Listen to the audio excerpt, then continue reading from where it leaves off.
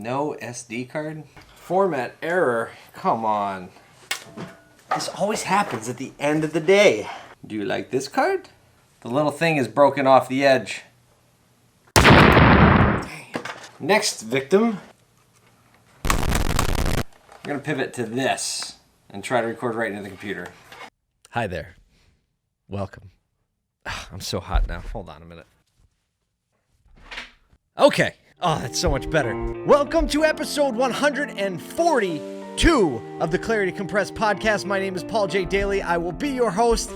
And today we're going to be talking about I don't want to live in the what if when I should be living in the what is. We're making our way through the fog of life, and clarity is understanding where we are on the map. You are here.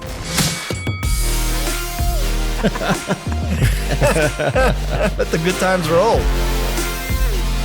This is Clarity Compressed. Okay, glad I got hot because I want to rep the shirt. It's my Philly shirt. It's one of my favorites.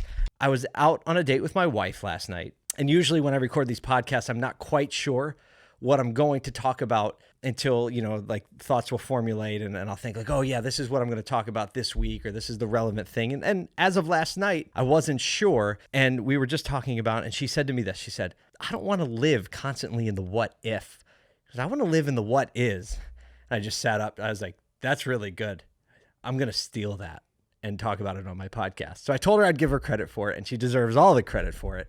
But this concept of living in the what if all the time, instead of living in the what is something that we can fall victim to so easily in a social media world, in a world where we're constantly seeing everybody's best life now, everybody's stuff, everybody's success. No wonder people get depressed. No wonder there's so much unhappiness amongst people these days, is because so many people are living constantly in the what if. What if I had more money? What if I had that car? Then I could be happy. Then I could be successful. Then I would be fulfilled.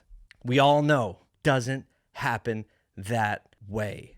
For anybody that has it, and everybody that lives the life that you think is a what if we could do, if only, what if? Anybody who understands contentment and happiness knows that living in that what if and what is will tear your life apart. It will tear joy from your life. It will any happiness. You just don't understand any of the what is, and you don't take time to appreciate any of the what is. You know, when my wife and I had kids, well, she had the kids, we made a decision early on in parenting saying we're never going to say, I can't wait until the what if. Oh, what if they were able to walk? Then we could do these things in life. Or what if they were potty trained? That mindset, living constantly in that mindset, is actually going to rob you of all the little wonderful things that happen along the way. And you can spend your whole life dreaming about what if, and you totally miss all the what is. When you do that, you take all the power and control you have of choice making and decision making today out of the equation, and you become a victim. And you become discontent, and you become unable to enjoy the things that are part of your life now. So my wife and I had this conversation, and the more I thought about it, the more I realized there's actually a flip side to the what if and the what it is as well. Because if you never ask what if, then you never have something I talk about a lot, which is innovation. Innovation is really driven by people that ask what if and that aren't satisfied with what is. The shirt Philly, Philadelphia represents our country and our country's independence and the things that have happened in America that people said, what if we were free? What if we had a system where we had protections and we had the ability to constantly try to improve? And so some of the most amazing things in our lives are the result of somebody at some point asking what if and not being content with the what is. It's not a matter of living in one or the other. It's a matter of understanding the healthy parameters of when it's okay to be in the one and dream and think and ask what if, and when it's okay or when it's healthy to be content and enjoy the what is.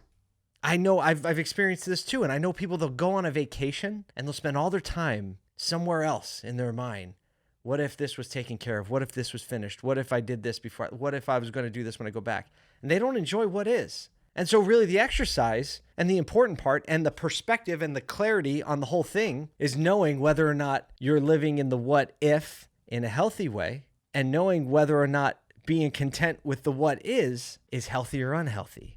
Because there are a lot of people that have unhealthy situations in relationships in life. And if they were just content with, oh, well, let me live in the what is, but maybe it's like, well, what if I said no?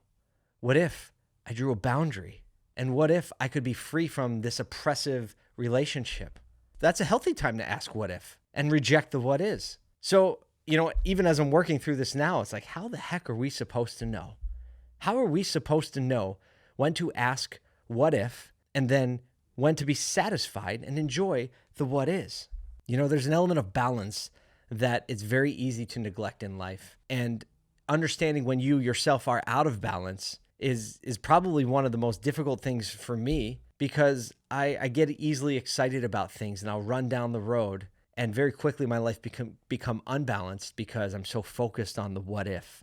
I know I'm supposed to bring you a lot of answers. That's like a guru thought leader supposed to be, right? Let me bring you all the answers. I'm working through this myself. As an entrepreneur and someone who loves to innovate, the what if question is a strong part of my personality in my life.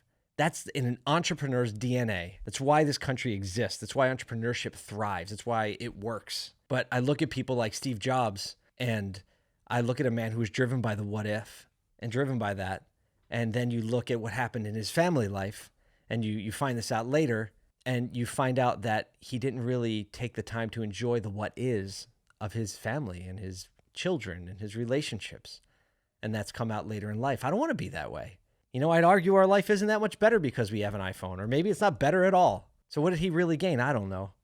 And I'm asking these big questions right now. But I think a great way to wrap this thinking up and wrap this podcast off is to ask yourself this.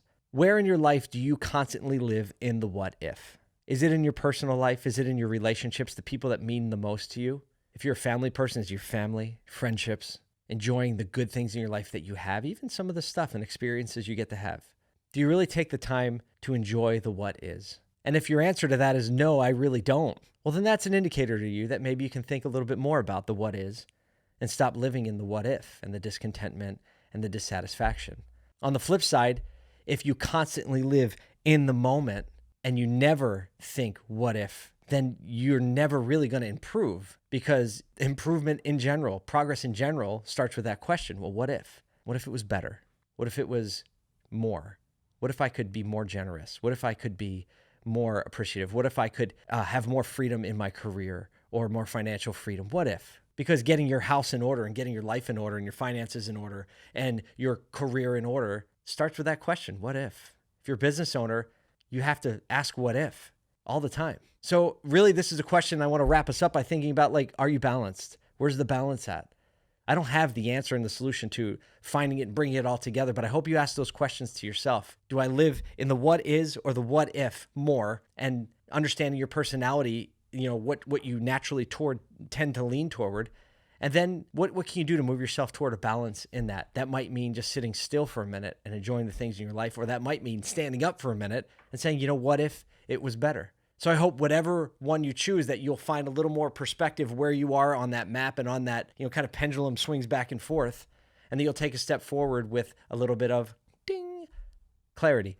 Thank you so much for spending some time with me and helping me work these things out and think about these things. What if we could have more people that think like we do and try to find clarity and be more caring and be more inclusive of one another? Let's bring people close. Let's care. Let's encourage. What if we could do that? That's the question I'm asking. But I don't want to neglect what is. And what is that you and I are spending some time right now here, whether it's audio or whether it's on video, whether it's on a social media platform. And that's what is. And what is a really good thing. Thanks for spending some time with me today. I hope you can join me in Philly. If not, I hope you can join me on the live stream on November 12th.